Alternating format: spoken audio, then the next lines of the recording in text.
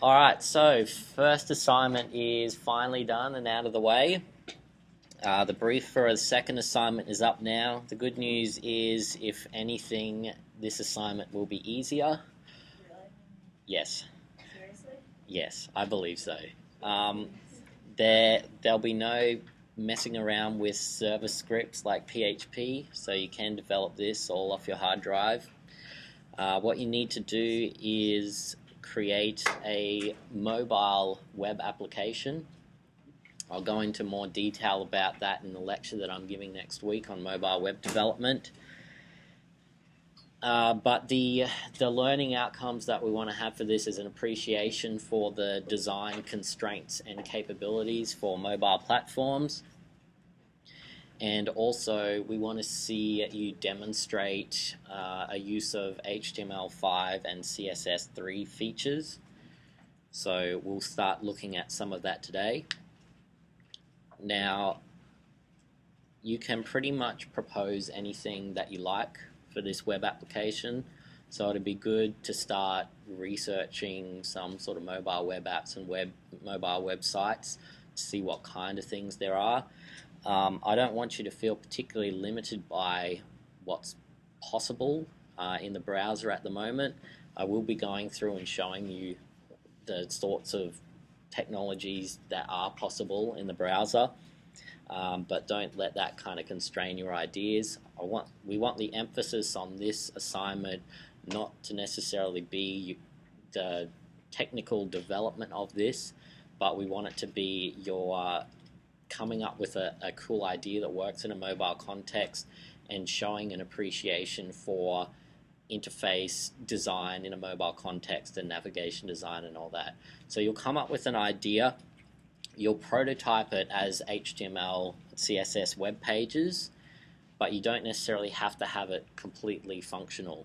So for example, if you decide that you want to use the HTML5 canvas element, but you don't want to go into all the JavaScript that's required to make that work, then you can still do up that interface and use a placeholder image, show me what it will look like, because the emphasis I want to be on your interface design, your visual design for it. Having said that, over the next few weeks I will be going through some of the technical things that you can do.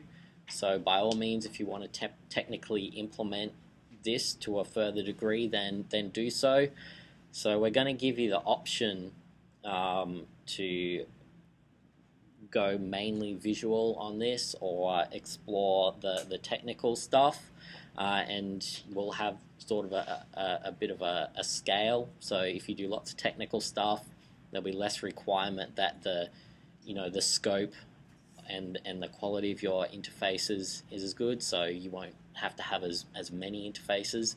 And alternately, if you don't delve into much of the technical stuff, then we expect very high degree of consideration of the interfaces and probably more interfaces. So that will hopefully let you concentrate on either what you're most interested in or what your strengths already are. Okay, so the prototype of it is one component, and then you'll also create sort of an advertising website or web page for the app. So you're probably familiar with how mobile apps are advertised. There's certain ways that people expect to see it advertised. So we'll be looking at those kind of things, and you'll come up with one web page designed to work in a desktop browser which demonstrates the functionality of your app. And if you want, you can include a video in that as well. And then obviously there's going to be your process documentation. So hopefully this assignment will, as I said, let you play to your strengths and interests, but we'll go more into the process of that in the lecture next week. So what I want to start looking at today is we're going to look at HTML5 and CSS3 eventually, but I'm actually going to start off with just CSS3 today because it's the more visual component. It's what will allow you to create the interfaces, And so I'm going to demonstrate a bunch of the stuff that you can do in CSS3, and just keep this in mind when you're thinking about the sorts of interfaces that you might want to create for your mobile web application. So the idea behind using HTML5 and CSS3 is that we can create interfaces that feel a lot more like a native application, even though they're presented in the browser. So W3 Schools, as always, is a very good resource for this. So I would suggest after this class, because I'm obviously not going to be able to cover everything, I'll cover some common examples, but to have a look at the CSS3 stuff at W3 Schools. What I want to talk about specifically first is this page which lists the browser support. So you'll notice there's a whole heap of CSS3 selectors here, or style properties. And because HTML5 and CSS3 are standards that are still in development, that haven't been finalized yet, then all the different browsers tend to implement them in slightly different ways. So until such point as they get finalized, there's not necessarily going to be one consistent way of implementing these features across all browsers. However, as we progress, you'll find that they are merging a lot more, and they'll agree on a particular syntax, particular way of implementing something. So this will just get better. But what this page demonstrates well is for if you're looking for a particular type of CSS style, then this will show you exactly what browsers and what versions of browsers they will work in. Now, I'm not going to necessarily focus so much on supporting all these browsers today, because what I'm more interested in is just showing you some examples of the type of things that you can do. So when it came down to actual development and you were trying to support as many web browsers as possible, then you'll generally find a lot of the examples they provide you with multiple different syntax for the same style. And this table shows you sort of how that works. So there's certain styles that will work in browsers, but they require their own browser-specific prefix, and Mozilla uses the prefix -moz-, so Mozilla Firefox. And the WebKit browsers, of which Chrome and Safari are both, a lot of their CSS3 selectors will use the -WebKit- prefix. So the CSS3 that I'm going to demonstrate today, I'm going to target at the WebKit browser. And my reasons for that, again, will become more clear when I talk about mobile design development in the lecture next week. But essentially, if we're looking at a mobile context, in Australia and North America at the least, and seems to be trending this way worldwide, the two major platforms that you will probably target are going to be either the iPhone, iOS, and Android phones or Android devices. Now, both of those use the WebKit rendering engine, so Mobile Safari on iOS and Chrome for Android. So by just targeting WebKit, that allows us already to target a big range of those. So again, I'm not too distressed about you managing to target all these different browsers in your assignment. I would suggest picking one, probably WebKit, because I'm more interested in you demonstrating the types of things that you can do rather than supporting everything. But just keep in mind that as you are developing other CSS3 projects later on, that you do need to keep in mind you may need to use multiple versions of the same syntax in order to target multiple browsers. Okay, so I'm basically going to go through and demonstrate a bunch of CSS3 examples. I don't necessarily expect you to follow along and do it with me. You're possibly better off just watching it and taking notes. But if you do want to follow along, then you're going to need a WebKit browser. The PCs do have the Chrome browser installed on them now, which is a WebKit browser. And the other one, obviously, if you're on a Mac or a PC, you can get the Safari browser as well. But if you are trying to follow along with this and get this to work during the tutorial, you'll need to look at it in Chrome browser. Yeah. How do you download one on a Mac? On a Mac, What's the best? well, Mac already will have Safari, and you can also just download Chrome for Mac if you want. But the actual... In the labs, I'd just use Safari. Yeah, because they both use the same WebKit rendering engine. Question? Yes, and I am screencasting this, so the text up there is quite small. I have to keep it kind of small so I have enough space to show what's happening, but I will try and read out what I'm doing and zoom in where it's relevant. But yes, you will be able to watch all this again on the screencast. So you don't need any extra special tools to develop HTML5 CSS. You can use your regular editor that you've always used. I am today, just for demonstration purposes, going to use this one called Espresso, just because it allows me to have a live preview. It shows up over here as I type things, so just for expediency of demonstrating, I'm using that, but it's by no means a requirement. Okay, so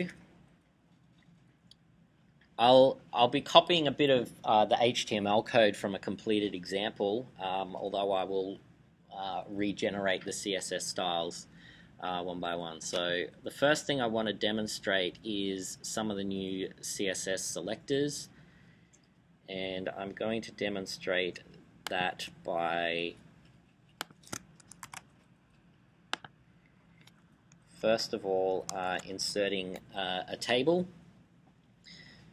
So what I want to demonstrate is, if we have a look at this page, this shows you all of the CSS3 selectors that you can use, and a lot of these are obviously carryovers from.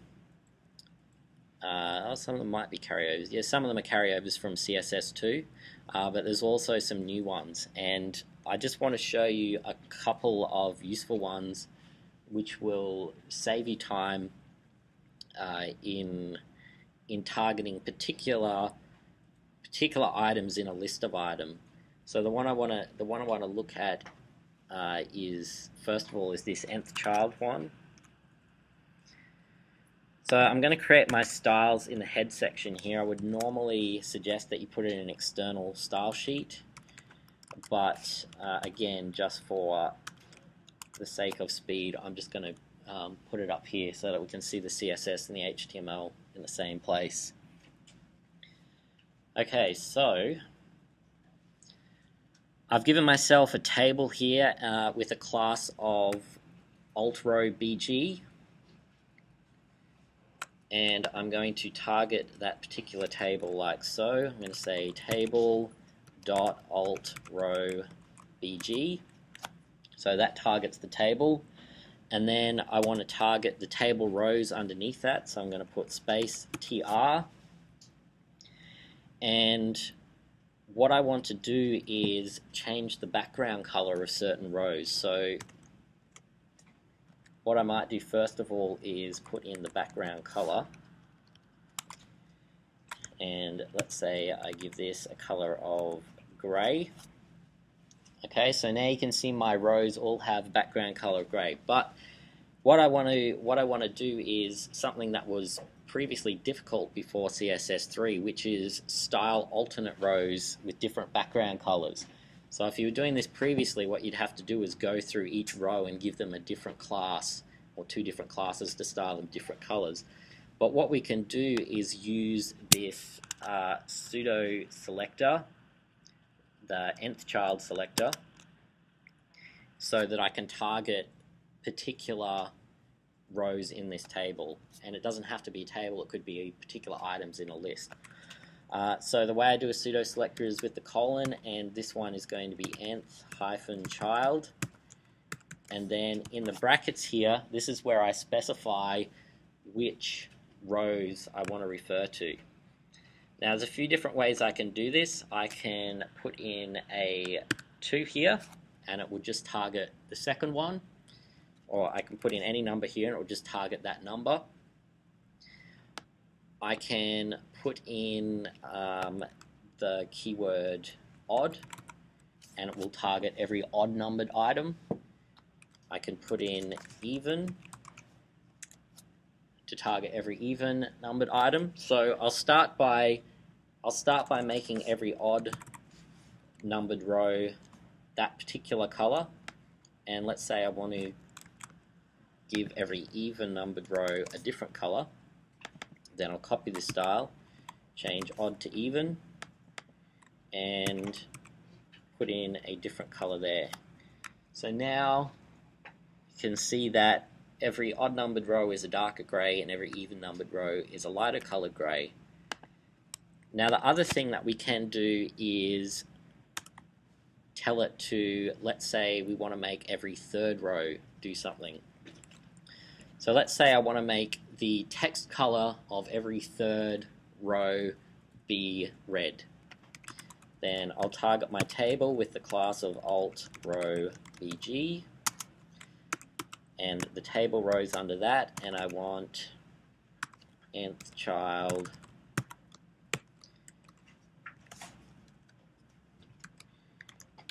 and I'll make the color red. Okay, now if I put the number 3 in here, it just makes the third row red. But if I want to make every third row red, then I just put an N after that, and then I get every third row like that. If I change it to 2N, I get every second row. Okay, so that's a really useful selector for alternately styling or styling certain iterations of a list of items. And as I said, this doesn't necessarily have to be a table. This could be, you could choose every second paragraph, okay, if that was a P nth child, or every second div, or every third list item. Doesn't matter. It will apply to any HTML element that you like. But obviously, one of the most useful uses of it is going to be to do this alternate row styling on a table. Okay, the next thing will be opacity. So I will paste this bit of HTML. So what I have here, so I'm separating each of these with a heading, and then underneath I have an image which I have linked to. I've got an images folder here with a 100 by 100 pixel QUT logo, and I've given this one a class of faded. So what I want to do here is demonstrate the opacity style. Now this is one that's actually supported really quite well, so we don't need any browser prefix. So I will target, my class is faded, and if I want to specifically say the image with the class of faded, I can do that, image.faded. And very simply, I just use the property opacity, and I give it a value between, a decimal value between 0 and 1, 0 representing completely transparent and 1 representing completely opaque. So if I specify 0 here, you can see it completely disappears. 1 is completely opaque, which is obviously the default value, and 0.5 is halfway in between, and then any decimal fraction in between that will adjust the level of transparency. So that's one way of using opacity in CSS3. The other way is that anywhere where you would normally specify a color, for example as a hexadecimal color, you can also, anywhere you do that, you can specify a partially transparent color. So I'll demonstrate that on this heading 2 up here, which I've given a class of RGBA, because I want to demonstrate this RGBA property. So heading 2 with class of RGBA. So normally we would do something like color red or color hash F00 to make it red.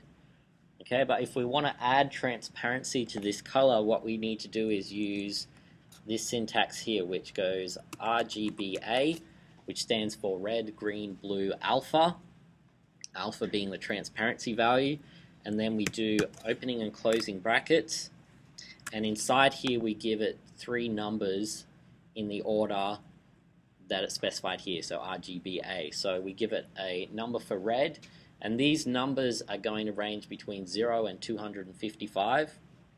So if I want red, then it's going to be 255, 0, 0, and then I specify a decimal number between 0 and 1 for my transparency value, just like I did with opacity.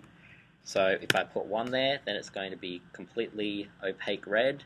If I specify 0.5, okay, then it's going to be red and half transparent. So a good thing to compare this to is the color picker in something like Photoshop. If I open up the color picker here, you'll know that there's various different ways of specifying color. So as we can see here, red is FF0000, or shorthand that, F00. But it can also be specified in terms of red, green, blue. Here is 25500, which is what I've done for the RGBA value. So a good way to find the values for a color that you want is to use something like the color picker in Photoshop, and let's say I want to pick orange.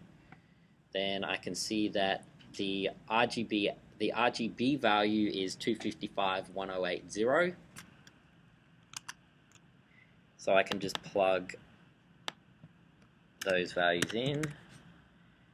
Alright, and then you can see it's gone orange, and if I set this back to 1, you'll see it's completely opaque. So that's a good way of, until such point as you actually memorize these values to mix colors, that's a good way of figuring out what they are. So I'll set that back to 0.8. Okay, so they're the 2 ways that we can use opacity.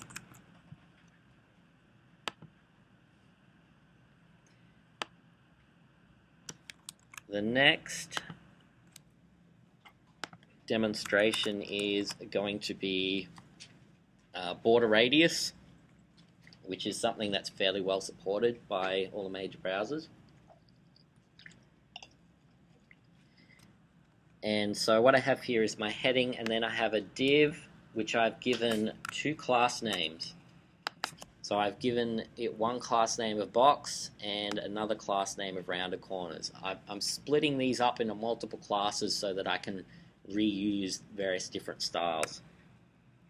So I'm going to create this first style div.box, and I'm just going to make that a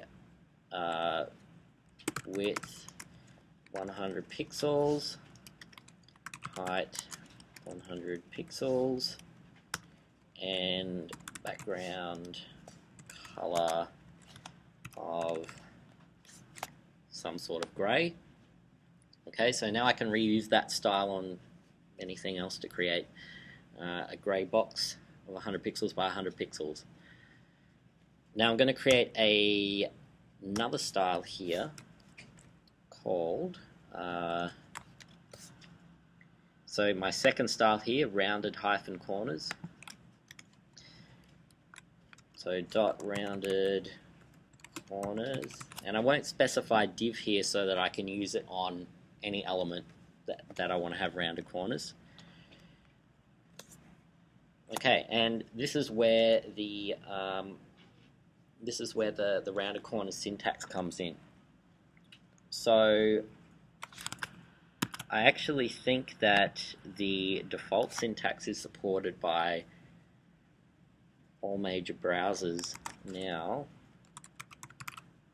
I'll just check that.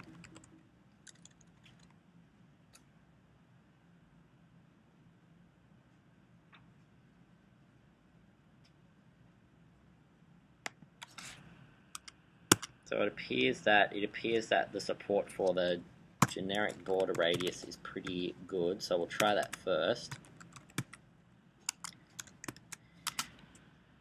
And to start with, I'm just going to specify one number, 10 pixels. And so you can see that what this has done is it has added a 10 pixel radius rounding on every corner of my box element over here. And obviously if I increase that, then it gets bigger. You can also specify this as a percentage. So if I want it to be, let's say 30%, I can do that. In which case, if I make my box larger, then it will retain it as 30% rather than 30 pixels. So that's the simplest version of the border radius, but you can specify different numbers for each corner. So let's say I specify 5 pixels, then 10 pixels, then 20 pixels, then 30 pixels. Then you can see the order that this refers to is the same as specifying multiple margins or paddings. It starts at the top left and goes in a clockwise direction. So the first number, first the top left, then top right, then bottom right, then bottom left. Now we can, if I just specify two numbers, as I can do with margins or padding, then I can do opposite corners. So let's say, for example, I want 20 pixels on the top left and bottom right, and 0 pixels on the top right, bottom left. Then I can do something like that. Okay, so with various different combinations of the border radius property, you can get fairly complex shapes like that. Yep. I'd say like a silly question, but you put up the border radius high enough, does it actually make a circle? Yeah, if you put the border radius up to 50%, it will make a circle. Yep. So it's 50% either side. So yeah, exactly right. So if you want to make a circle, that's a very easy way. Okay. Has the browsers on these PCs been upgraded, like Firefox or Internet Explorer, to accommodate CSS3? I'm not sure about Firefox and Internet Explorer, but Chrome certainly has. I think Chrome's recently been put on here. It's when you say to accommodate CSS3, it sort of depends, because if you look at this page, certain elements are supported in version 8 and others are only supported in version 9, for example. Yes. So depending on the version of your browser, certain. Yes, like rounded corners. There's a difference with the assignment if you use Internet Explorer as opposed to Firefox as far as rounded corners go. Yes. Yeah, so that's what I'm getting at with the different syntax for the different ones. And if you look at any of these, so let's say we take this one for example.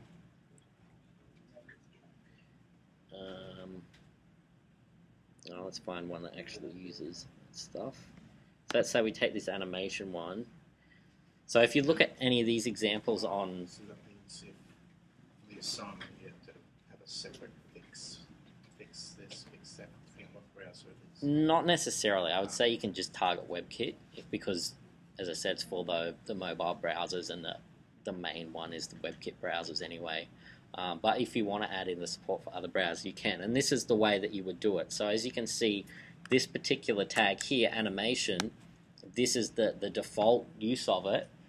But if a browser requires its own specific implementation, then you just add those underneath like this. So that would be the Mozilla specific implementation, and this one the WebKit specific implementation. So that's how you would do it. You just repeat the same styles and use the different prefixes. But like, I don't really want you to worry about that too much, because you're not really learning anything extra by doing that. So I'd rather you just focus on the one rendering engine and demonstrate that you can use the effects. Okay, so that's border radius. What we'll look at now is shadows, which again, prior to CSS3, is something that you would most likely have had to create. You'd have to create them in Photoshop and just put them in as images. So if you wanted to drop shadow, you have to create a PNG file that just had that drop shadow and layer it on as background image, all that sort of stuff. CSS3, don't have to do that anymore because it's built in.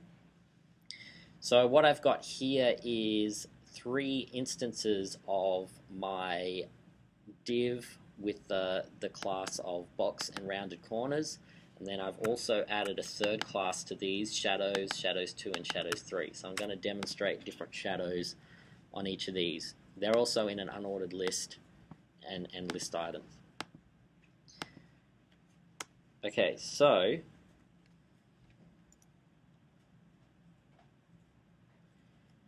alright, so I'll start with the first one, which is div with the class of shadows.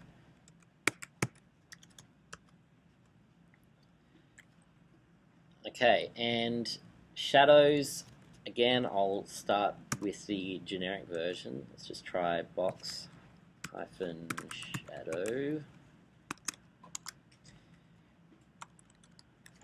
Okay, and I'll put these numbers in first and then I'll explain what they do.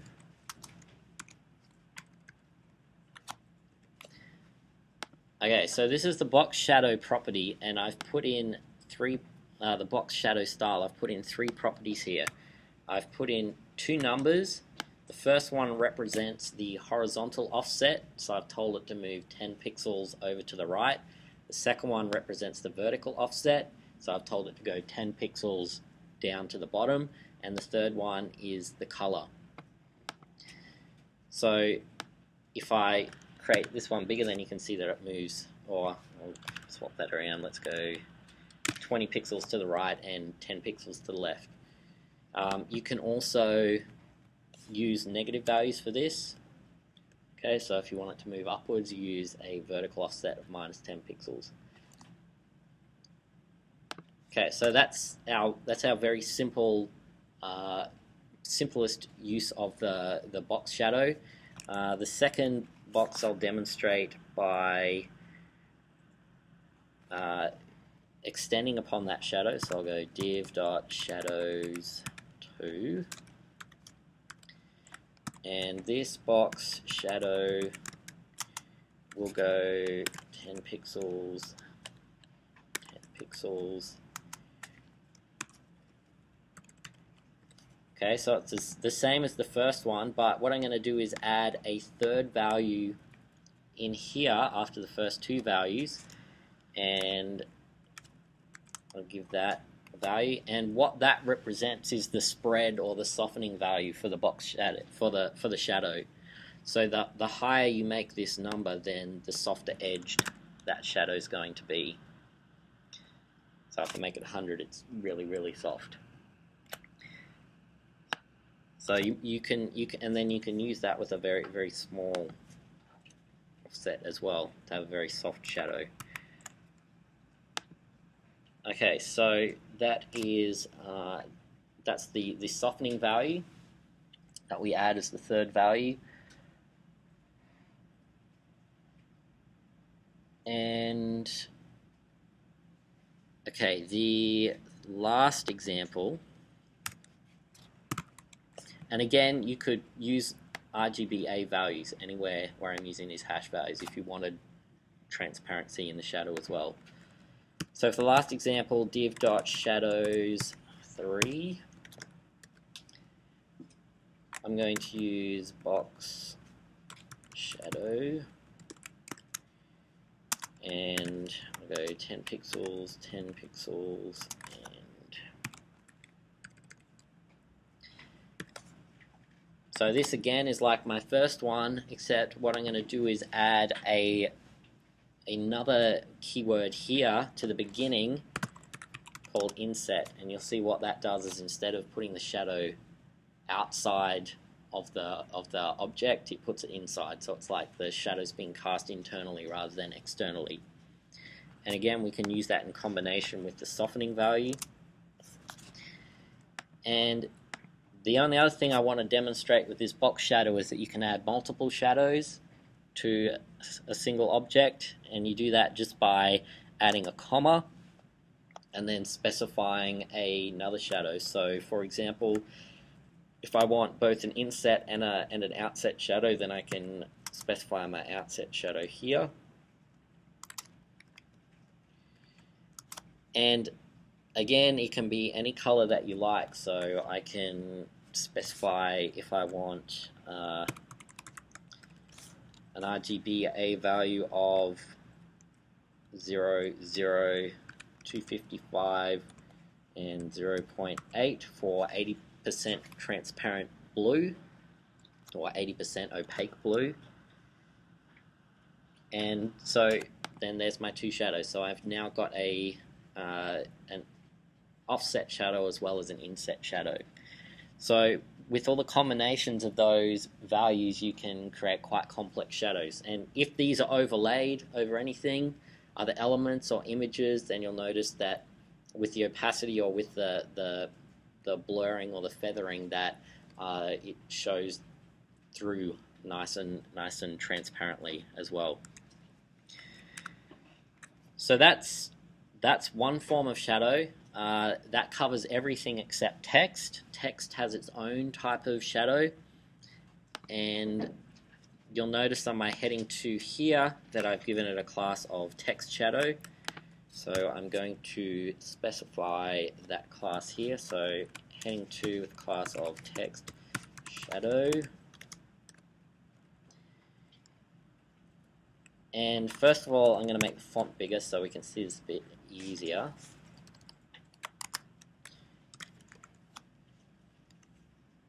Okay, and I'm going to use, in this case, text shadow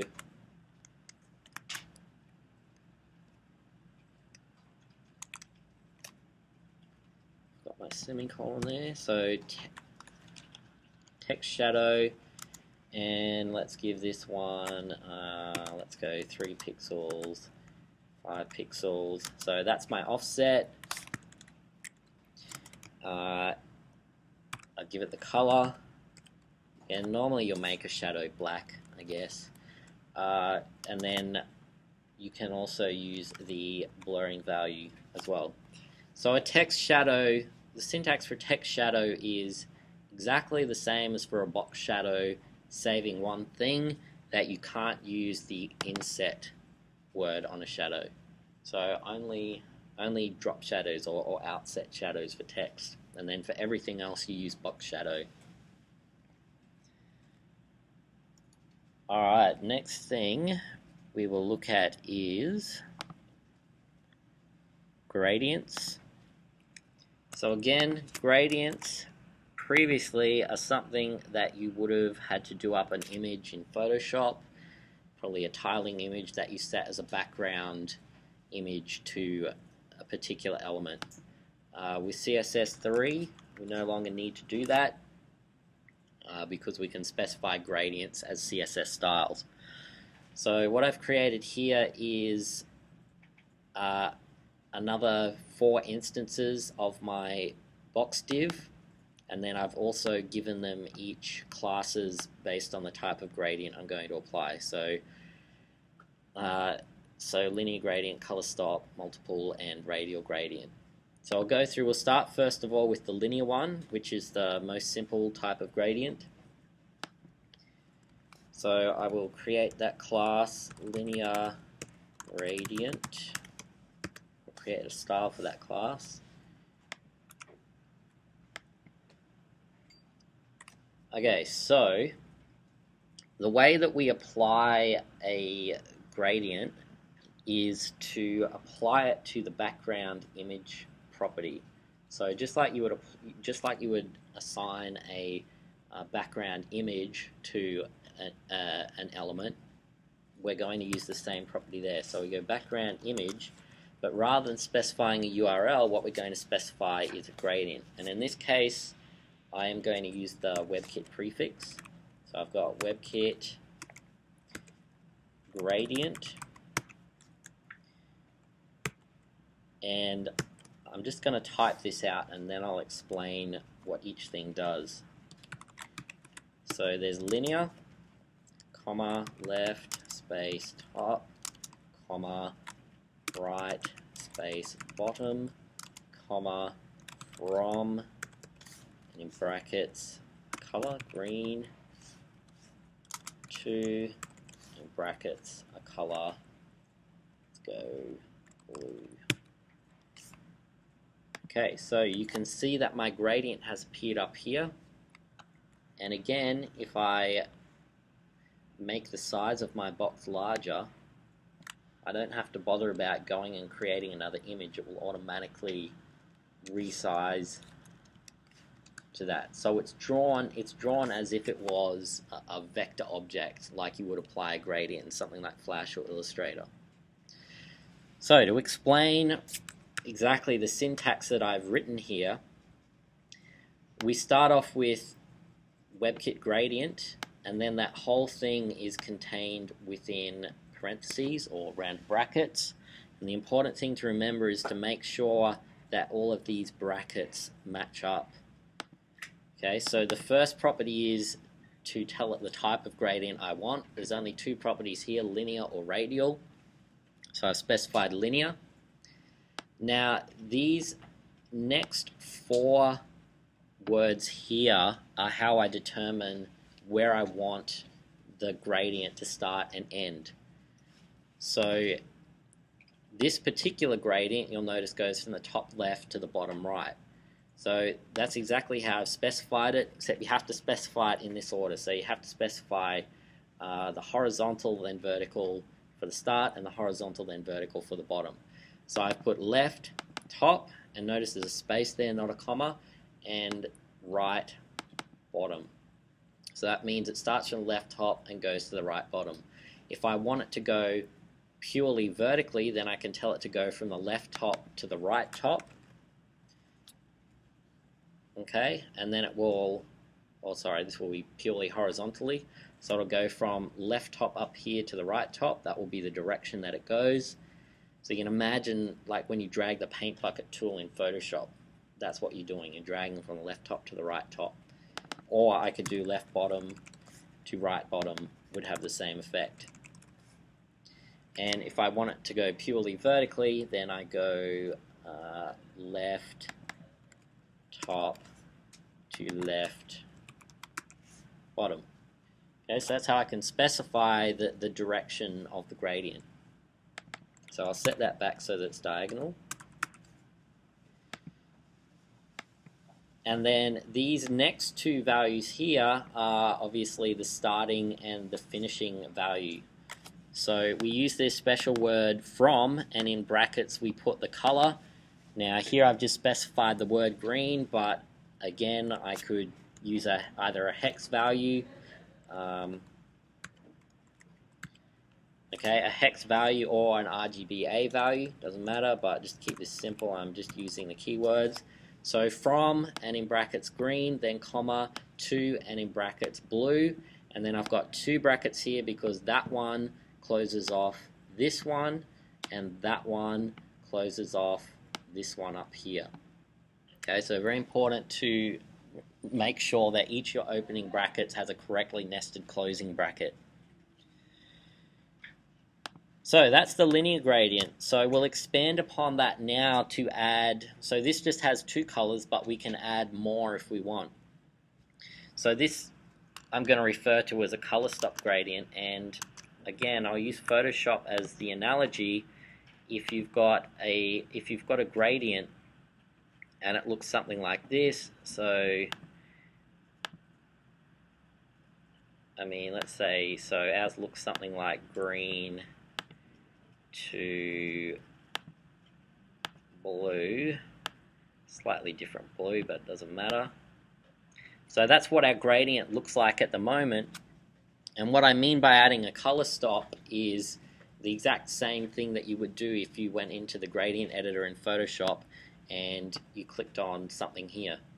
So the things that we define about the color stop are obviously the color. So let's say I want to make this one red. And then the position along the gradient. So you'll notice as I drag this location changes here and it's given as a percentage. So halfway along is 50%, 3/4 of the way along is 75%, right, and so on and so forth. So that's essentially exactly how we define extra color stops on our gradients in CSS3 as well. So what I will do is I'm going to duplicate this style. I'll use the same gradient, except I'll call this one color stop gradient. So that's the class applied to my second div down here. So you can see it has the same gradient now. I'll change it maybe so that it's just a horizontal gradient. Okay, and the way that I add color stops to this is to add a comma, and it's important to know that the comma goes in the right place, so it has to be inside this level of nesting. So it's got to be just before that last closing rounded bracket. I add a comma, and then I write color, making sure color is the American spelling. Autocorrect is changing it. Color hyphen stop. And then inside of rounded brackets here, I specify two things. First of all, the position along, and so this I specify as a decimal value. So if I want it to be halfway along, I say 0.5, and then a comma, and then the color that I want it to be. So there you can see that I've put a red color stop halfway along the gradient. And if I change this value here to 0.2, we'll move to the left. If I change it to 0.7, we'll move to the right. Okay, and you just repeat the same process to add more color stops. Just another comma and then another color stop. So you can see you can create pretty complex gradients like this. Okay, the next thing I want to demonstrate is, because we're using this background image style and we're using it to specify a gradient, then what if we want to also apply a background image? Well, we can still do that, and I will show you how. So again, I'll copy this first style and just modify it. So this class will be multiple gradient. Okay, so this one, what I want to do with this one is I'm going to put the QT logo again as a background image, and I'll have a gradient that goes from black to transparent from the bottom to the top, or transparent to black from the top to the bottom, whichever way you want to say it. So we'll go, the gradient direction will make left top to left bottom, and it's going to go from transparent to black. Okay, so that's my gradient, but how do I add the image in? Well, it's not that difficult. All we really do is, after this entire WebKit gradient style, so after the final closing parentheses, I'm going to put a comma, and then I just use my same old syntax that I've always used to put in a background image, which is URL, and then the path to my background image, which is, in my case, images/qt_logo.jpg. Okay, and there you can see it is. So you can see that how it works is that the image gets rendered underneath, and then the gradient gets rendered over the top. Obviously, if I didn't have transparent here, if I had red, then you wouldn't see the image showing through underneath.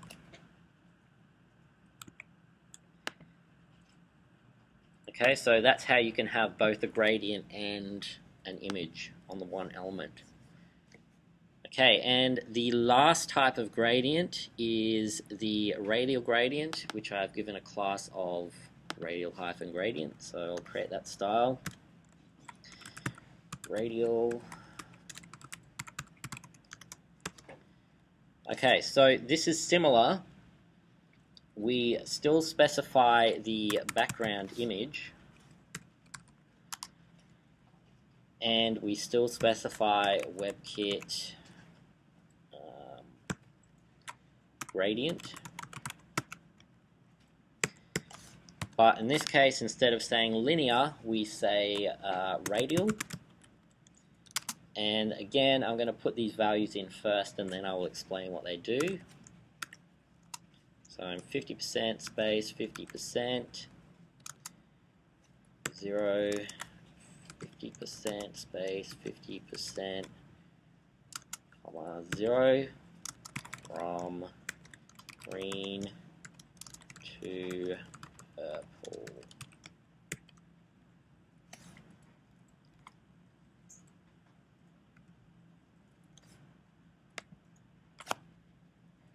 Alright, let me just make sure I've got my syntax right there.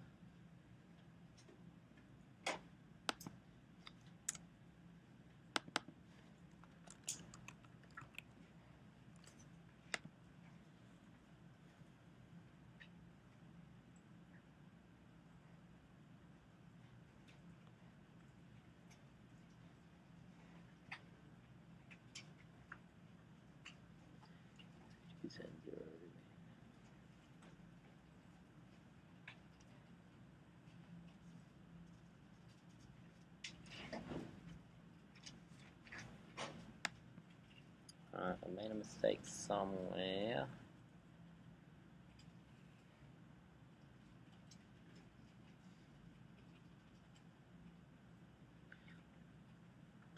That's my problem. Okay. Alright, so here's a radial gradient. Essentially, the way that we define a radial gradient is to specify two circles. So we've got the green circle and we've got the purple circle. The green circle being the inner circle and the purple circle being the outer circle. So if these three numbers represent the first circle and these three numbers represent the second circle, and that represents the first circle color and that represents the second circle color, then we want to know what these three numbers mean. So the first ones are the position of the starting point of that radial gradient, and I've specified 50% and 50%, which means 50% across to the right and 50% down from the top, which puts it in the dead center. So if I change this, for example, to 20%, 50%, you can see that the center point of the circle moves over to the side. So your radial gradients don't have to emanate from the center, but probably more often than not, that's what you're going to want to do. Now these two numbers here, I'm not exactly sure what units, if any, they're meant to specify, but these represent the radius or the strength of each circle. So at 0, you'll notice the difference when I change this green one from 0 and I increase that value. If I increase it to 10, you'll notice that the full completely green part of the circle gets bigger. And if I decrease this purple one, then it's going to bring that second purple circle in a bit more. So if I change that to 60, okay, you'll notice that the purple part comes in. So I'm not exactly sure how to explain what units, if anything, they represent, but you can think of them as the strength of each of the circles or how far out they extend. So if you play around with those two values, they'll let you adjust how much of the element each color takes up. So I guess I could make, if I made this these values really close together, like if I made this 50, then you'll notice that it's a very sharp edge between them, for example. So they're the values that you want to play around with for radial gradient, and that's actually all the kinds of gradients that you can do with CSS3. So next is going to be masks. So masking is something, again, that's new with CSS3, and there's a couple of different ways that we can mask things. So I'm going to demonstrate using, when I say image mask, even though I've got an image element here, I'm actually referring to using a separate image as the masking object. So I'll demonstrate that first, and I'll also demonstrate gradient mask and text mask. So for my image mask, I've got a image element, which is just showing the Qt logo again, and I've given it a class of star mask. So I'll create a star for that, so image.star mask. And I'm calling it that because I've created a separate image file in the shape of a star, which I want to use to mask this image and only show through this logo image where the star happens to be. Now you can use either a PNG file or a SVG file for masking, and essentially anywhere in the file where it's transparent is not going to show through, and anywhere in the mask file where it has any sort of color, then it is going to show through there. So I've created an SVG file in the shape of a star, which I just created in Illustrator and then saved as an SVG file. When I look at it here, you'll notice that an SVG file is actually defined as XML. But if I open this with Illustrator,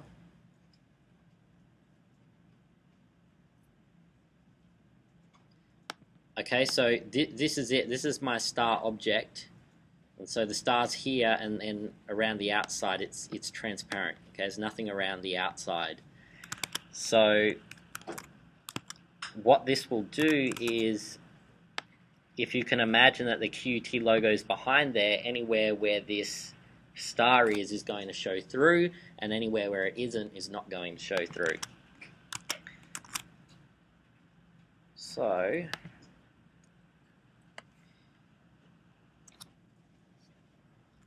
what I want to use in here is, and I'm going to use the WebKit prefix for this one, WebKit mask image.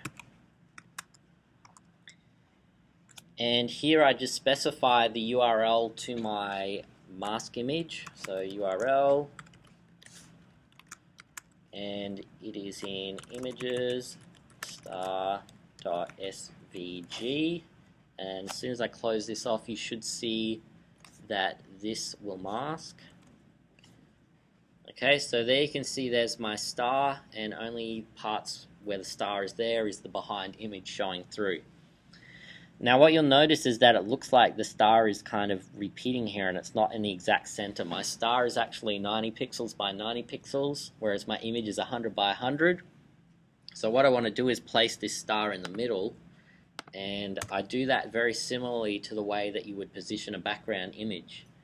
So I'm going to use the style WebKit mask position, and you can use values here like top, left, center, bottom. If I want to put it in the center, so I specify the horizontal offset and the vertical one. So I'm just going to make it center both of those. So now you can see it's sitting in the center, but what you'll also notice is the default behavior is for the mask image to tile, just like the default behavior for a background image to tile. Now you might want that.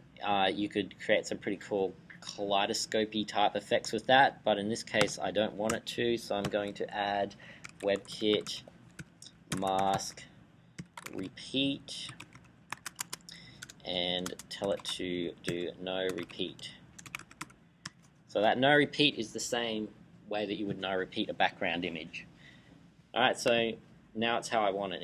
It's masking, it's sitting in the center, and it's not repeating. I had a question last class about why you would use an SVG or a PNG file. SVG is a vector format, so again, if we were to make this bigger, then you'd still get the nice sharp edges.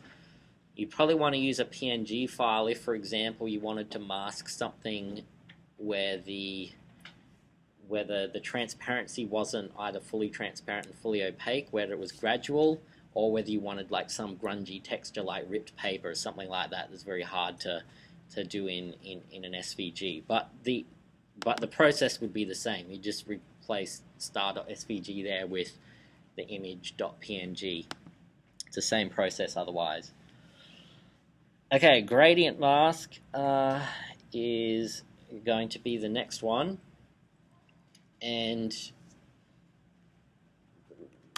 the div or the image for that has the class gradient mask, so I'll create that image.gradient mask,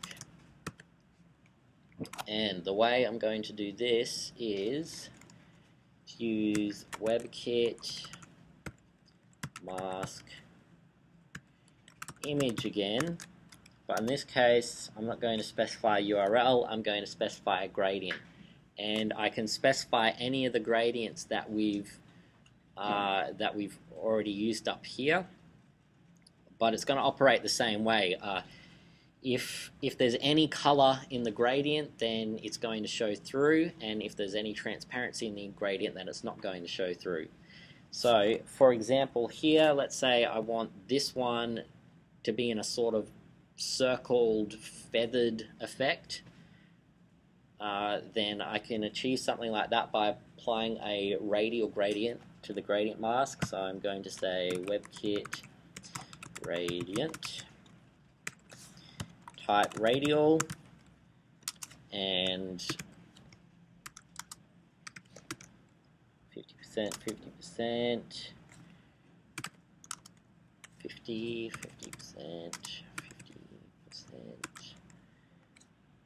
75. Okay, and so my from and to values here are probably going to be RGBA values because I need to specify the transparency. So I'll go from RGBA, and so I'll go from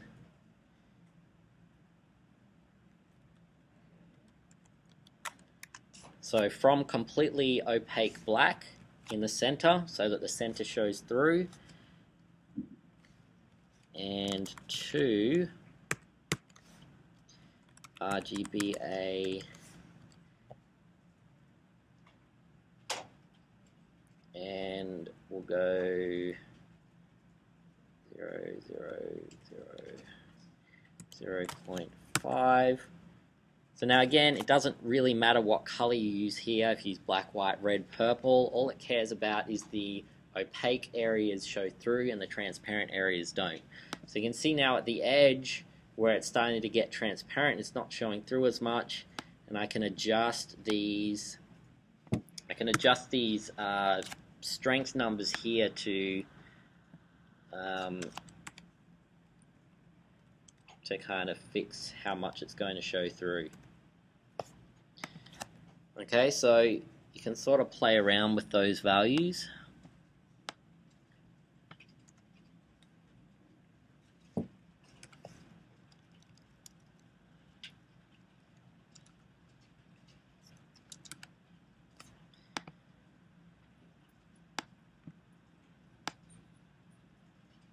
I'll make that, I don't know why I made that 0.5, I'll make that 0.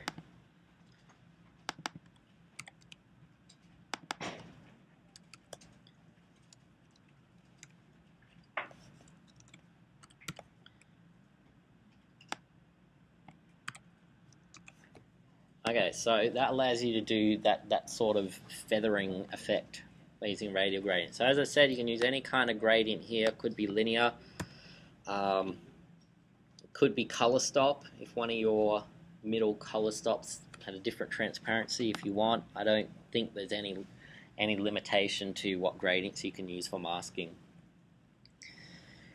Okay, and the last effect is text mask, which is slightly different. So I've got here for the text mask, I've got a div with a class of text mask, and the content is just this word text. So what I want to do is have a background image where the text itself masks functions as the mask. So I will create a style called .text mask, and first of all I'm going to make the font bigger. So let's say 120 pixels, and so I'll just set up the font a little bit. I'll make it bold so we can see more of the picture showing through.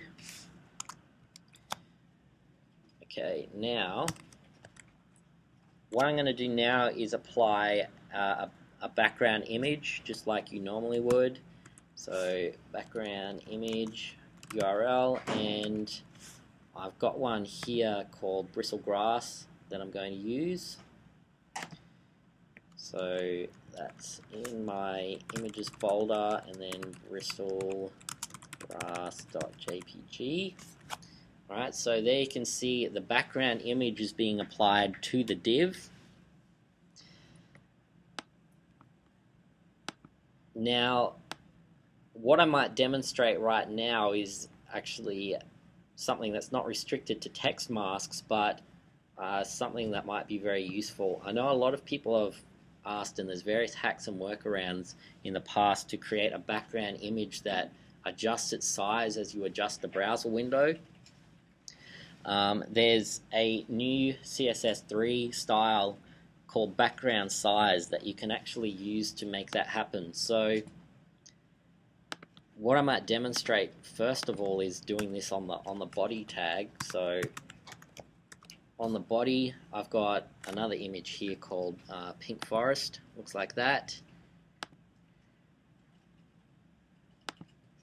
Okay, so I can set the background image of the entire body, the URL images Pink Forest JPG. Okay, and you can see that the default behavior is for this to just set itself as the background image as its whatever size it happens to be, and then to tile itself over the page. So what we can use is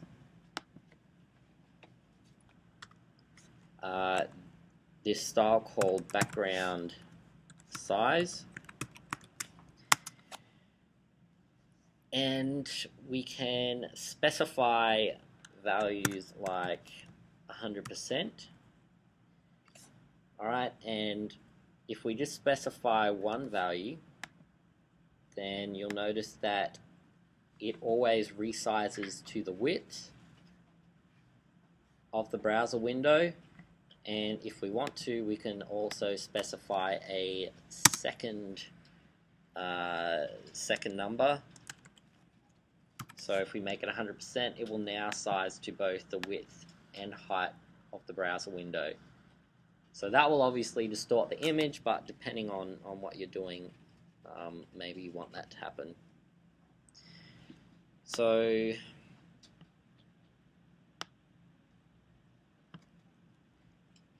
that can be quite useful. I'll comment this out so that it doesn't affect what we're looking at. But I'm going to use that same style here to make sure that this div basically sizes only to the size of the text or the background image on that div. So the first thing I want to do, you'll notice that the div takes up the full width of the screen. So the first thing I'm going to do is change the div element to display as inline, so that it only takes up as much width as its content. Okay, so now it only takes up the width of the text. And I'm going to also use the background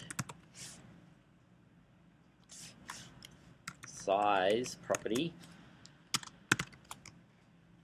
with 100%, 100%. Okay, so that automatically sizes it to, automatically stretches it to fit within that div. So once we've masked the text, I'll show you what happens if you don't do that. So to actually mask the text, what I want to use is this style called WebKit background clip and text. Alright, and it will look like it hasn't actually worked, but it has worked. It's just the fact that the color of the text renders in front of it. So what we need to do is set the color to be transparent, and then you can see that the image behind shows through. So that's how we do text masking. So I said I'd show you what happens if we don't do this sizing and display inline stuff. So if I remove those lines, okay, you'll notice that it's only using the top left-hand portion of that image. But not only that, or actually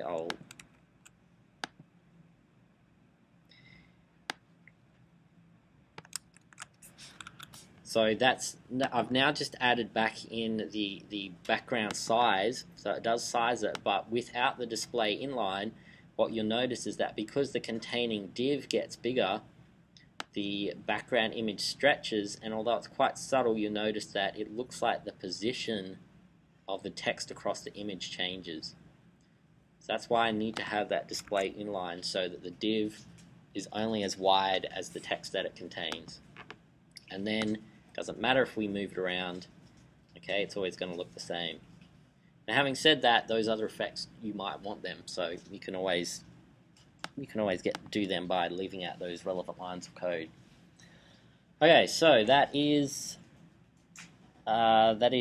masks and the different kind of masks that we can do. The next example is going to be reflections.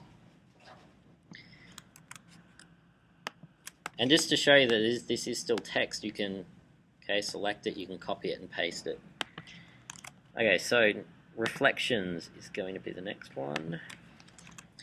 Now reflections again is something that previously you would have had to do it in Photoshop and grab the whole thing as an image. But now you can apply that effect using CSS3. So what I've got here is again the QUT logo, but the reflections can be applied to anything, text, a div containing a bunch of stuff. Okay, it should operate on any element and any nested elements as well. So I'll just apply it to this image here, which I've given a class of reflection. So I'll add that in. So we'll do a dot reflection. Okay, so to do reflection, I'm going to use the style WebKit box reflect. Okay, and the first word that I put in here is going to determine which direction it reflects in. So you can do above. You'll see it reflects above. You can do left, right, but probably by far the most common one you want to do is, below. The next number that I'm going to put in here is an offset. So by default it will reflect right up against the original image, but I can specify an offset so that it goes a bit below. So this gives it the impression of being slightly raised above the reflective surface. Okay, and that's pretty much all there is to reflections, except that when you're doing a reflection, what you will normally do is fade out the reflection. It's not usual that a reflection is completely as strong as the actual object being reflected itself. So we can do that by adding another property here, which will just be a regular WebKit gradient. So I'm going to add WebKit gradient, and I'll add a linear gradient from the left top to the left bottom, from transparent to RGBA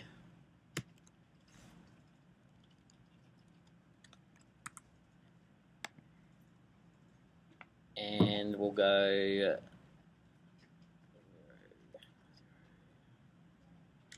so I'll make this white 255, 255, 255, and let's say we'll end it at 0.5 opacity. Okay, so this means no part of this reflection is now fully opaque. It goes from completely transparent to half opaque. Now what you'll also notice is that with the reflection, even though I've specified the gradient from the left top to the left bottom, because it's reflected, it actually goes the reverse way. So that's just something to kind of keep in mind. If you're putting this in and it's around the wrong way, then you just need to flip the direction of your gradient for the reflection. Okay, so that's reflections. You'll also notice that the reflection, unlike normal box level elements, doesn't push other content out of the way. So if you want to do that, we'll need to add a margin to the bottom of roughly the size of the reflection, which is the height of the image, 100 pixels plus the 4 pixel offset. So I'll go 104 pixels. Alright, and that then pushes down the other content out of the way. Okay, so that is reflections. Next example. So we're going to get onto some slightly trickier stuff. This is WebKit or CSS3 transformations. Now, this is something that I think is only really supported well in WebKit browsers, so you probably will have to use the WebKit prefixes here. So I've got a div with an ID of pictures and an unordered list with a bunch of list items, and inside them I've got 3 instances of the Qt logo as an image element. First thing I'm going to do is style this list so that they sit side by side. So I will do that. So pictures, unordered list, go list style none,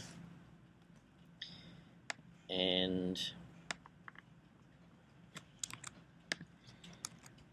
the list items will display inline block. Okay, so now they're sitting side by side. You should be familiar with that from styling your horizontal menus. I'll just get rid of this padding also. Okay, now, so I've got these 3 images here, and I haven't given them specific class names here. I could have if I want, but what I'm going to do instead is again use the nth child Pseudo Selector to specify a particular image in that list or a particular list item. So when it comes to transformation, so first of all let's target a particular one of these. So I'll target the second one of these list items. So I can do that by going pictures ul list item nth child 2. Alright, so that should target me this second list item, and then I want to refer to the image element underneath that. Okay, now the way we add a transform is to go WebKit transform, and there's different transforms that you can do. You can do translate, which means move left, right, up, down. You can do rotation, you can do scaling, and you can do skewing as well. So all the kind of transformations that you'd be used to again in something like Photoshop. So the first one I'll demonstrate is a rotation. So I'll go rotate, and in the brackets here you specify an amount of degrees of rotation. So I can specify 45 and DEG for degrees. Alright, and so now the second of my list items image element has rotated 45 degrees. Now you can chain transformations together simply by adding a space and then specifying another transformation. So I can add a scale, and I do this by saying scale, and then I put a number in here between 0 and, well, it can be anything you want, but it's a decimal number. 0 means it'll be invisible, no scale, so I can do that, invisible. 1 means it will be 100% scale. 2 means it will be 200% scale, and then any various fraction. So 0.5 is 50%. You'll also notice that you can use a negative value for rotation. So if I want to rotate it the opposite way, I can put negative 45 degrees. And let's chain one more in here, translate. And translate is pretty similar to positioning something relative and giving it an offset. So you give it a horizontal and a vertical offset. So let's say I want it to be 20 pixels offset from the left and minus 10 offset from the top, which means it will move right 20 pixels and up 20 pixels. Okay, and you chain as many transformations as you want together, but like that, just by adding spaces in between them. One thing to note is that it is possible to have a different accumulated translation by putting these transforms in different order. So if you rotate and then translate, it could end up different to translate and then rotate. So that's just something to keep in mind. Okay, so alright, so the next one, so I'll target the third list items, so nth child 3 here, third list items image. And in this one, I simply want to demonstrate something about rotation. So I'll do another WebKit, transform, rotate. Let's go 65 degrees. Okay, so there it is rotated. And the thing about rotation is by default you'll notice it rotates around the center of the object. If that's not what you want, let's say you want to rotate it around a particular corner, then you can do that.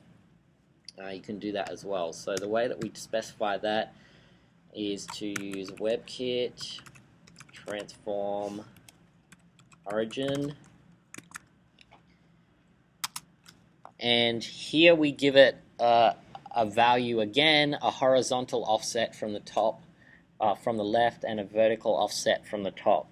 So if, for example, I want the transform origin to be the top left, I just go 0, 0. And if I want it to be the bottom right, then I can say 100%, 100%. So,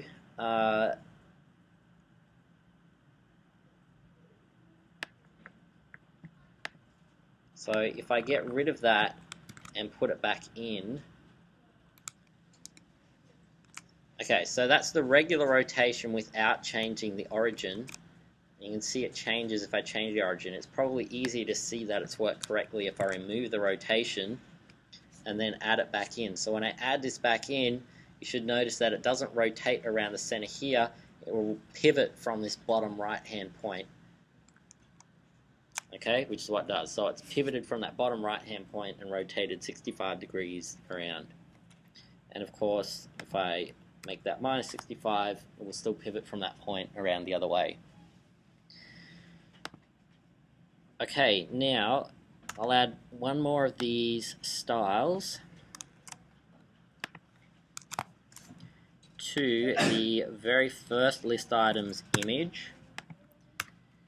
And now I want to demonstrate, so far we've just sort of rotated and translated on a 2D plane. You can actually use a sort of pseudo 3D transformations as well.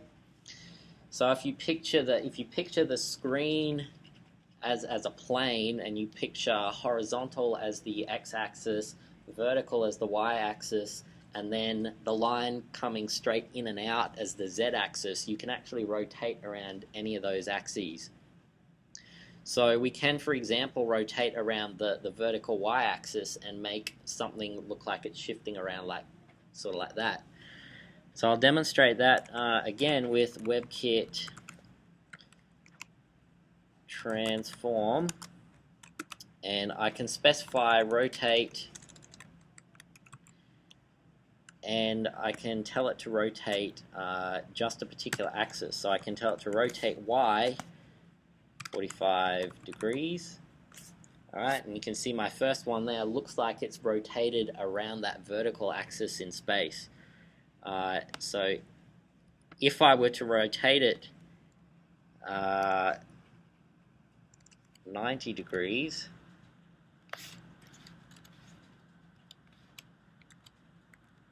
okay, then it completely disappears because it's completely side on. If I bring it back just a little bit from that, then you'll see it gets thinner. Okay, so that looks like it's rotating around in space. Equally, we can rotate it around the x-axis, and it will look like it's leaning forward.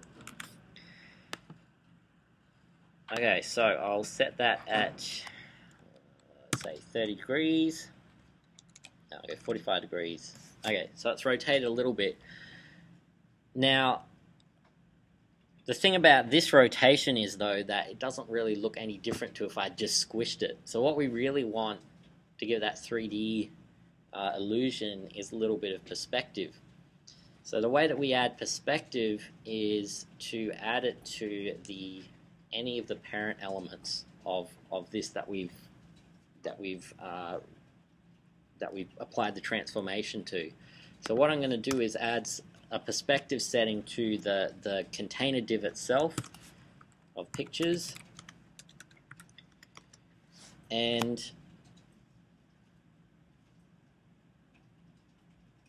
the style is going to be WebKit perspective. And again, this is another one that doesn't necessarily, you don't really specify a unit, but the size of this number affects how extreme the perspective is. So, for example, if I put in a really small number like 10, you'll see that the perspective is really extreme. If I put in a higher number like 500, then it's not so extreme, but you can see that it's now, it looks like it has a sort of a vanishing point. Okay, so the last thing I want to do in terms of transforms is to actually show you what nested transformations look like. So we've applied transformations to each of these images in a list items, but I could also apply a transformation to the unordered list container itself. Yep. So just a quick question. Say you go add a reflection to that transformation that you just did. Is that reflection going to take into account the transformation? I believe it should, yeah. So we can test that. Let's just go get our... It's not going to be kind of good use. Yeah, I'm pretty sure it does. we should just be able to apply our reflection.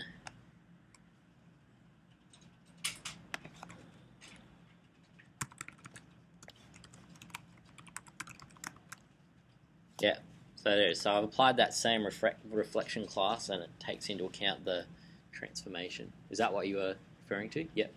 Another question is that if we were sort of do it so that it would reflect from that disappearing edge, would the reflection keep disappearing, or would it bend backwards like it was sort of like a piece of paper and sort of like reflect? You know what I mean? Like if it was a mirror standing beside it rather than sort of keep going at a distance. I think the reflection gets done first, then the transformation. So it's like the reflection was straight on, and then it all gets rotated around. Okay, so the reflection would just sort of keep disappearing. Yeah. So if we make that perspective really extreme again, then you'll see it just keeps going off into the distance. No, but I mean, like if it was sort of from on that the right side of the little side of the QUT word, would that keep going into the distance there? Oh, I see what you mean. If we reflect it to the right, yeah. You're saying, well, would it let's. sort of come back at you like it was a reflective mirror, or would it sort of keep disappearing? I have a feeling it will keep disappearing, but let's test that. Yeah, keeps disappearing. Yeah. So I'll apply the reflection first, and then the transformation. Okay, so put that back. Alright, so what I'm doing now is I'm going to add a transformation to the entire unordered list. So all of these get transformed. So I'll go WebKit transform, and we'll do another rotate Y. Let's go 45 degrees. Okay, so now you can see that if you take the unordered list itself as a whole plane, it's rotated everything within that by 45 degrees. What you will kind of notice, or it may not be that obvious, that has happened here though, is that because this is a rotate Y here, and this child also has a rotate Y, for whatever reason, the default behavior is to not include this rotation. It sort of flattens out any similar transformations first and then applies them. I actually think it should be the other way around, but we can get around that by adding this line here, which is WebKit transform style, and we want to use preserve -3D.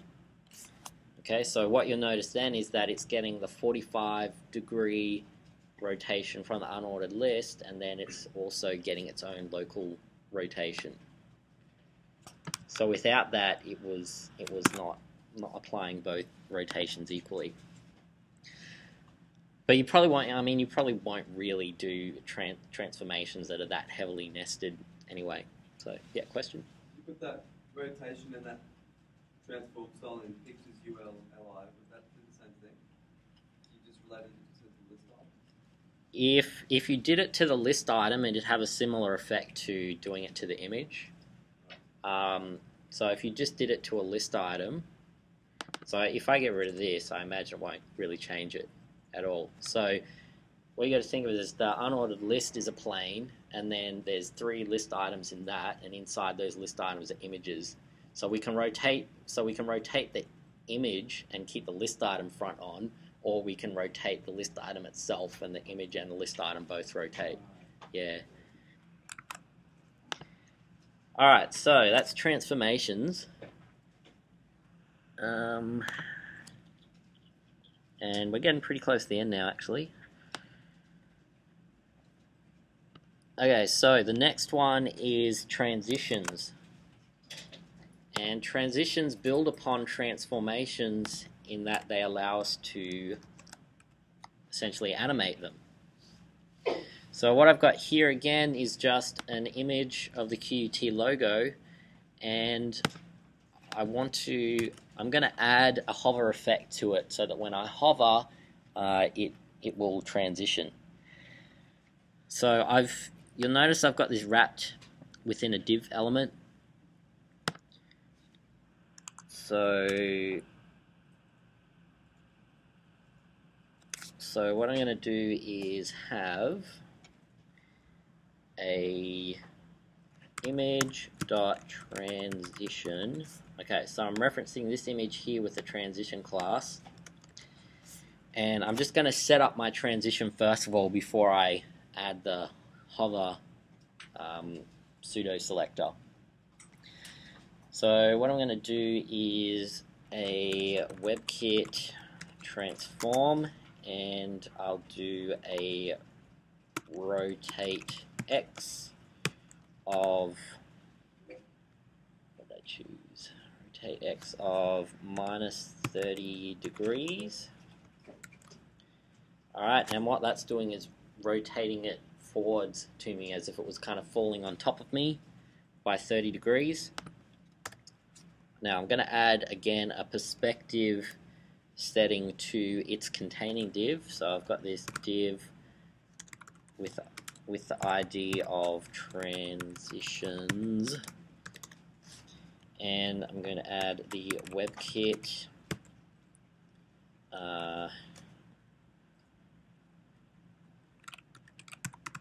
perspective of 150 seemed to be a pretty good value. Okay, so now this demonstrates another thing about the perspective, is the perspective is added to the div, and the vanishing point is going to be the center of the div, and obviously the div is the entire width of the screen. So if I increase the size of this, you'll notice that the vanishing point actually changes. So what I really want is for it to look like I'm directly in front of this and it's sort of falling over on top of me. So what I'm going to do, the easiest way to solve this is just to put my image element in the center of the div so that it's aligned with the vanishing point. And to do that, I'm just going to do text align center. Okay, and that puts it in the middle of the div, no matter how big the div is. And so the vanishing point lines up with the middle of my image there. Okay, so that's what I want it to look like when I hover over, so I'm going to add the pseudo class hover here, just like you would for a link hover, and so that's how I want it to look. So that style only gets applied now when I hover over this image element. But I'm not quite done yet because it just sort of snaps back and forth between them. What I want to do is smoothly transition between this state and that state. So the way that I do that is on my hover state, I'm going to include WebKit transition, and the first word that you put in here specifies which properties you want to transition. So you can pick only certain properties of the style to transition. So I could just say only transition rotate X if I had other properties in here that I didn't want to transition. More often than not, you'll probably want to transition all the properties on that style, in which case you can just write all. The next value you give it is a duration for the transition. So I'm going to specify that as 500 ms for milliseconds. And then you can also specify an easing function. So that can be, by default, is linear. You can also specify ease in, ease out, or ease in and out. And so ease in and out is what I'm going to specify. So, and I do that by just typing ease -in -out. So that's going to make my transition start slowly, get faster, and then slow down at the end as well. Okay, so here it is. So there's my transition. So now it takes exactly 500 milliseconds to smoothly transition between the non-transformed version and the transformed version. What you see though is that when I mouse out, it still just snaps back. So all I'm going to do is add a transition to the non-hover state of the image as well. Sorry, that was the wrong place. So I'm going to create a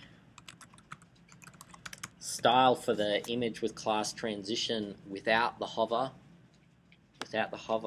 pseudo class, and put the same transition in there. So essentially the transition is saying transition from whatever it currently is to whatever styles I've specified in this CSS class. So now I hover over, it transitions, and I go back out and it transitions also. Okay, so that's a nice smooth animation. Again, this is replacing something. If you wanted to do something like that previously, you probably would have had to do that by embedding a flash button, something like that. So now you don't have to. Now you can just do it with CSS3. So it's always good to reduce the number of technologies that you need to use wherever possible. And then just to demonstrate, you can add any other properties to this as well without having to add new transitions. So I can, for example, let's say I want the opacity to be 1 when I hover, but I only want the opacity to be 0.5 when I'm not hovered. Then again, I'm not having to add any more transitions because I'm already specifying to transition all of these styles. Okay, and then all of those styles then get smoothly transitioned. So that's transitions. They'll work on essentially any CSS style that you care to put on it. And then to build upon that, so transitions go between sort of a start state and an end state. If you want to have any more in-between states than that, like keyframe animation, then there's also the possibility to do that as well. So I'll demonstrate that here. So this again is my regular box element, and I've also given it a class of keyframe animation. Now this is going to introduce a new CSS3 concept whereby we create CSS variables, something you previously haven't been able to do.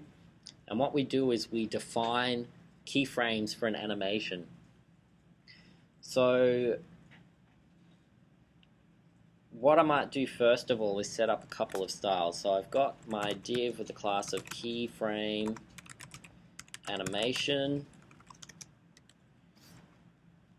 and I'll give it a background color of red,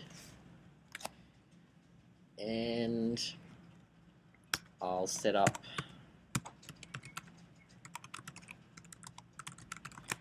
the same class but with the hover pseudo class.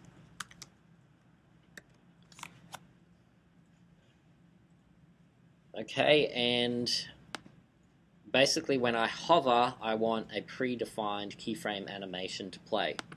So this is where I set up my keyframe animation variable, and I do that by starting with the @ character, and then WebKit keyframes,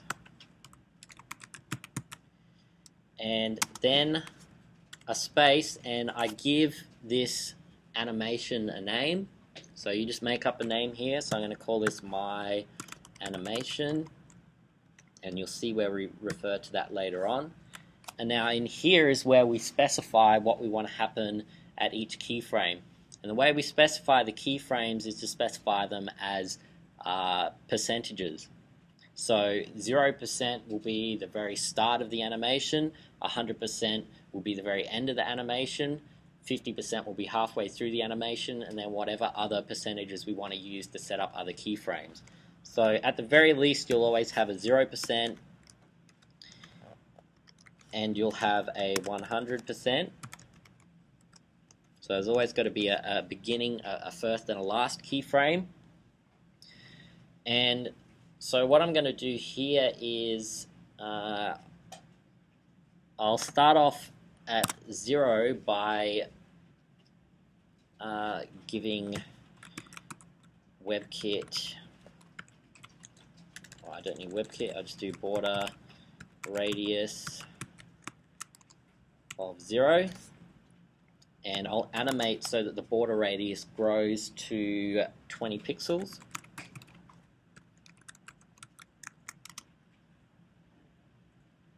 Oh, actually, let's even make it 50% and we'll turn it into a circle. Okay, so that's my very simple keyframe animation. At the moment, this is something that we could have done probably with a transition, but we're going to build upon this. So once you've defined your keyframes and what you want the styles to be at each keyframe, then we have to put in, in the hover state down here, or whenever we want it to take effect, we have to say WebKit animation,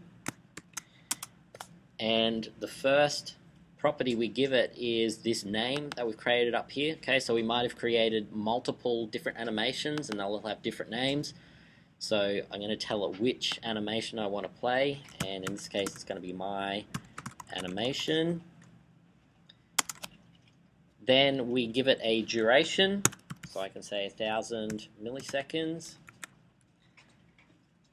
And again, you can give it, if you want, an easing function, so I can say ease out if I want. And now there's the animation. So I'm hovering over, it's telling it to play my animation with these defined keyframes and to take 1000 milliseconds and to ease out. So I'll start fast and get slower. Now, one thing I'm going to add at this point is you'll notice that when it's finished it snaps back, but I actually want it to stay on that last keyframe until I mouse out. So the way I can do that is to say WebKit animation fill mode both.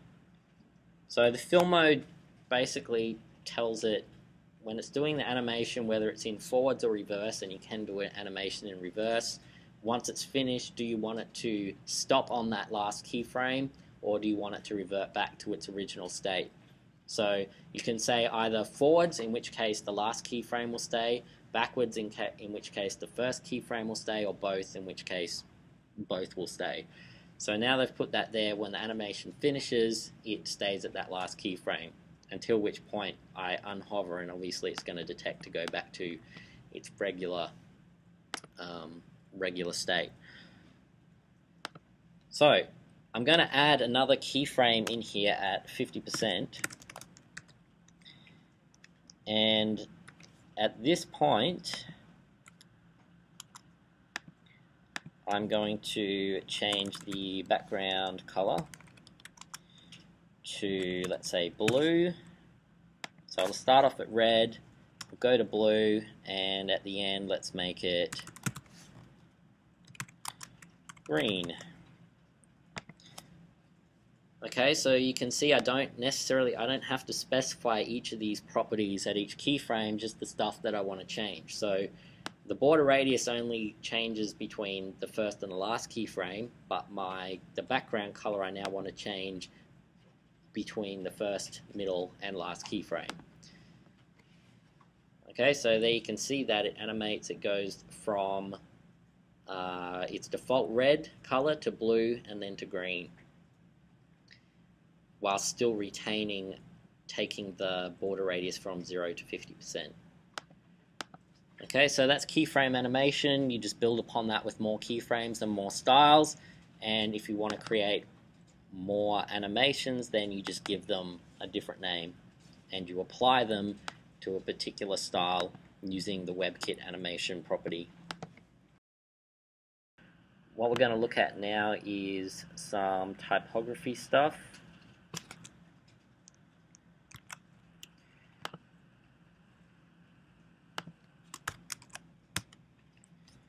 Okay, so I've just put in here a div with an ID of typography and a few paragraphs, 3 paragraphs. Now, first thing I'm going to do is style up this div a little bit, just to show you a couple more things.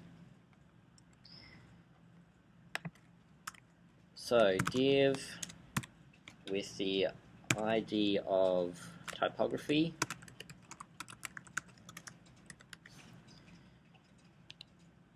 Now I'm going to add a background gradient to this just to show you another way of doing it. So I'll do a background image with a WebKit gradient.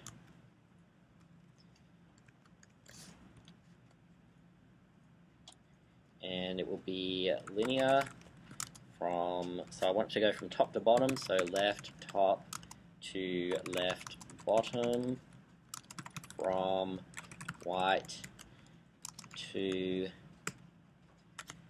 some sort of grey, some sort of light grey color. Okay, so there you can see it's added that. Again, it doesn't matter if my div resizes, it redraws nicely. So this is something you can't really achieve easily by using background images as a gradient in the past. I'll just add a couple more styles, some padding, and let's go a border.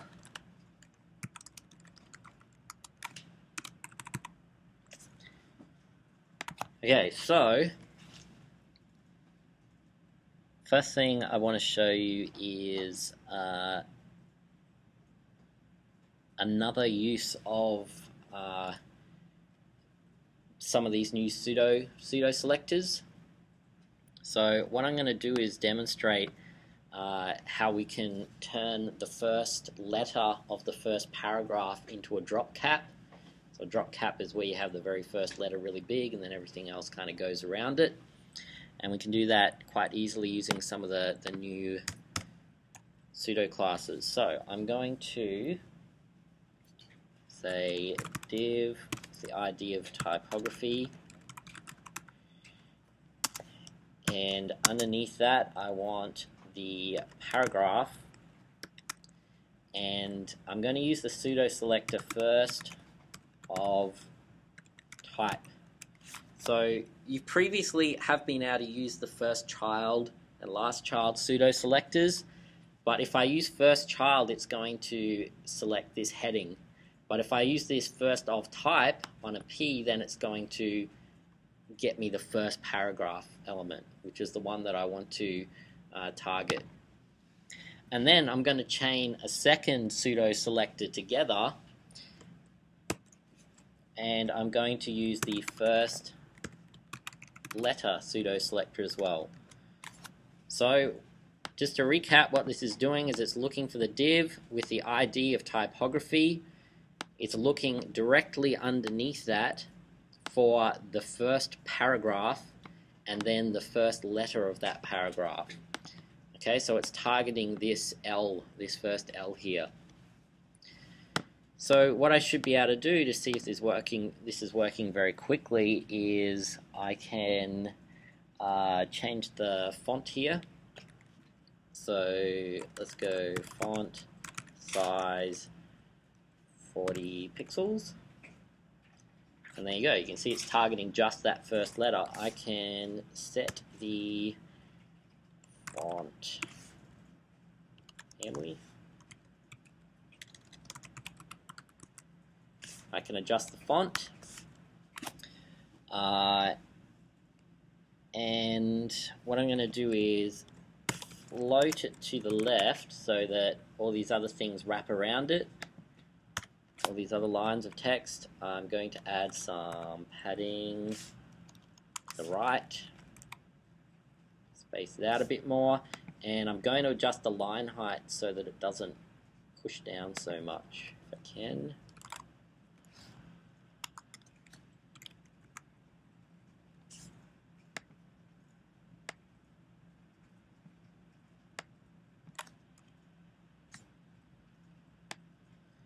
might just have to make this a bit smaller.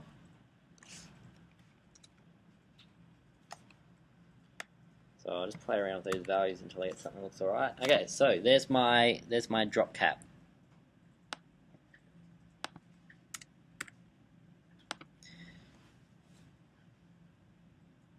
Okay, so that's demonstrating essentially this new pseudo selector first of type, and also the fact that you can chain pseudo selectors together. So that allows you to have some quite powerful selectors. Alright, the next thing I want to demonstrate is columns, which is something which if you wanted in the past, you would have had to create divs everywhere, figure out what you want in each column, and then float them, lay them out. And there was just no really good way of doing text columns. But now in CSS3 there is. And the important thing to remember is that you apply the column style on the container element of what you want to be in columns. So you'll notice, so what I'm going to do is I'm going to leave this first paragraph, and then the second two I'm going to show in columns. So what I've done is I've wrapped the second two paragraphs in a div with a class of columns, and so it's that containing div that I'm going to apply this style to. So dot columns is the class name, and the way I specify columns is, I'll try it without the WebKit prefix first. Column count, and you put in a number. Okay, looks like it needs the WebKit prefix. Okay, so WebKit column count, and then the number of columns that you want. I don't think there's any particular limit to the number of columns, so I can specify 3 columns there, and I can resize this div, and it will automatically reassign what goes into what columns. So that's really nice and flexible. The other things you might want to style in relation to columns is the column gap, which is the amount of space between the columns, so you can specify that, 30 pixels. You also might want to add a column rule between the columns for a bit more visual separation. So I'll add that, WebKit column rule.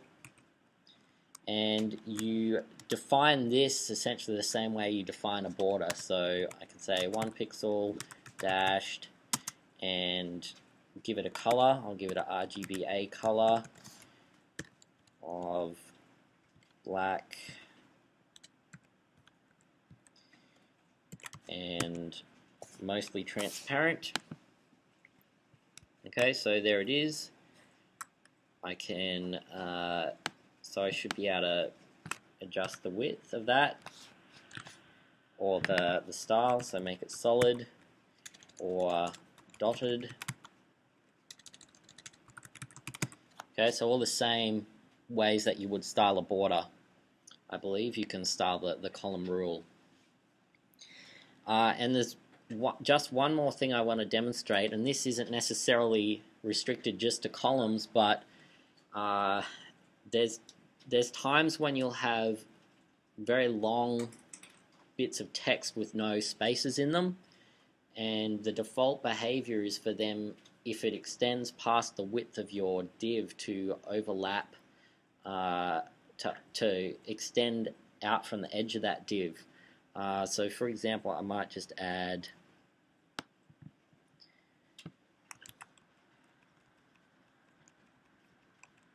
so if I make a really long word here, okay, with no spaces in it, you'll see that it overshoots the div, and it overflows. Now you could set the div to have overflow hidden, but it would mean that you can't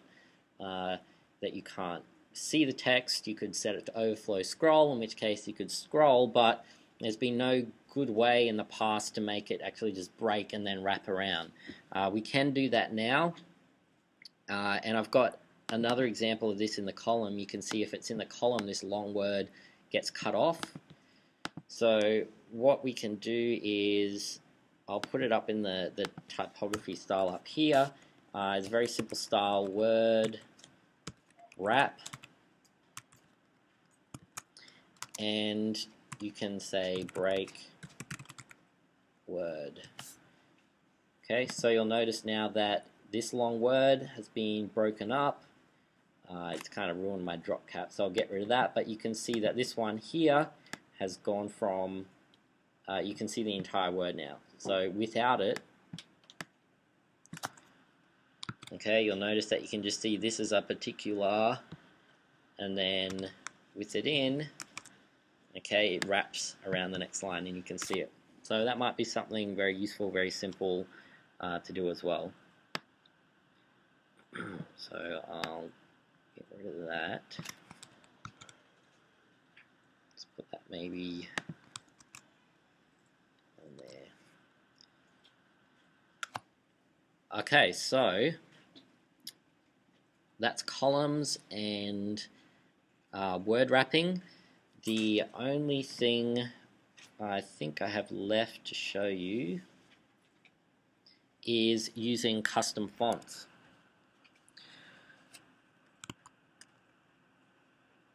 So, as you're probably all aware, when you define the font for something, so I'm going to use this heading 3 element here for this example with the class of custom font. So I'll create that heading 3 class custom font, create that style. So we specify a font family like this, and the idea being that we specify several fonts where the browser will go through and use the first one that actually exists on the user's computer. So previously it would only display a font if that font was installed on the system of the user who was browsing the web page. And there's only a certain number of restricted fonts that are considered web-safe fonts that exist on pretty much all systems. So you're fairly restricted in what fonts you could use, and if you wanted to use custom fonts, again, it was a case of you probably have to do it up in Photoshop and save it as an image. But there's problems with that because it loses the advantages of text. You can't select it, you can't copy and paste it. A search engine can't crawl that text for finding keywords or anything. So what we do have now in CSS3 is the ability to use any custom font face as regular text in our HTML document.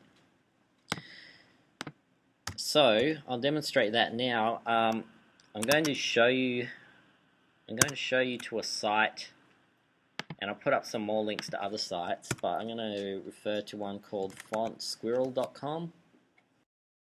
So FontSquirrel is a good repository of custom fonts that you can use on your website. Now, custom fonts is one of the areas where the browsers are quite inconsistent amongst their implementation. There's various different file formats that you can have a font in, and the various different browsers prefer different ones. So the best scenario is to provide all of them, and it will pick the one that it can find, and I'll show you how to do that. But the good thing about this site is that it has a section called @FontFaceKits where you can browse through and you can download all of the different file formats that you might need for it.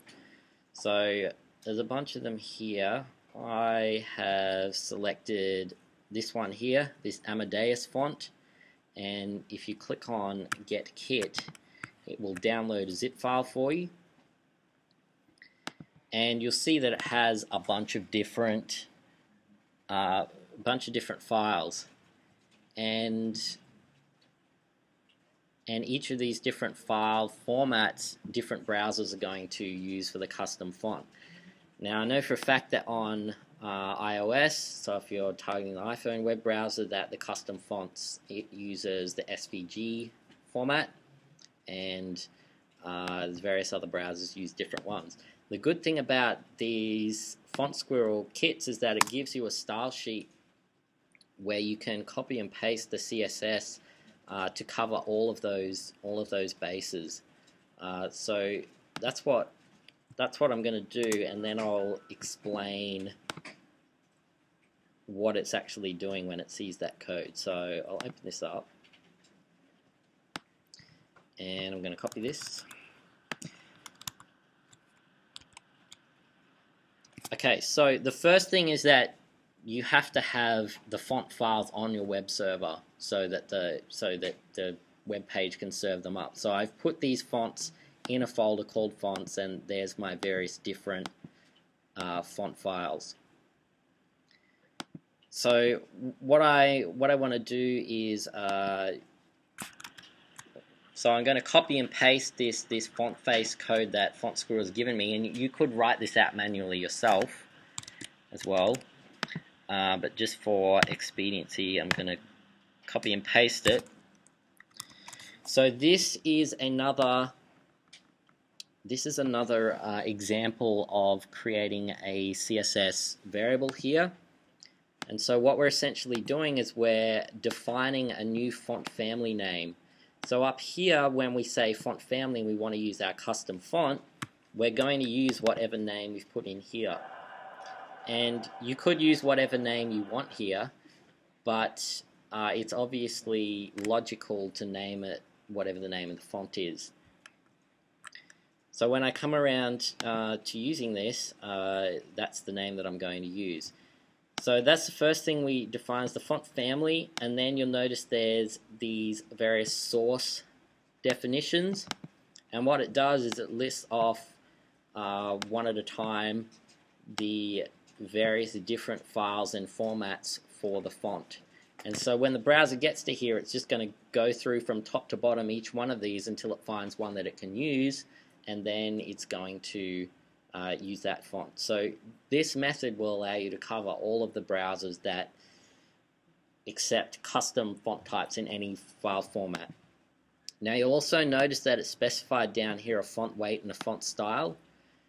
So this is for example just a just for a regular font. It's not going to work for a bold font. If you want to have a bold version of the font, you actually need to download another separate font pack and then have the same thing but have it as Amadeus bold, and then when you specify something as bold, it will use that one. In the same way, it's not going to contain the glyphs or the characters for italics. So if you do want those extra things, you'll need to download and specify separate font faces.